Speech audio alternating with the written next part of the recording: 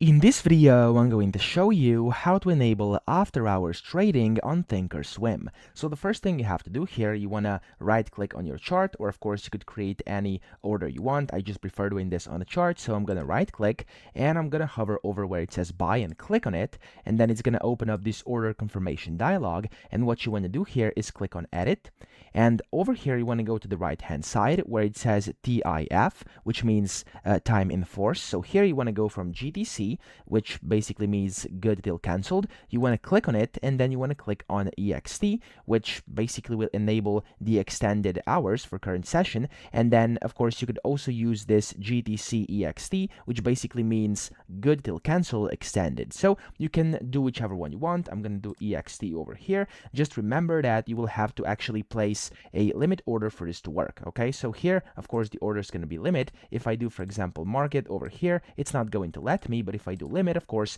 then you'll be able to go ahead and do it.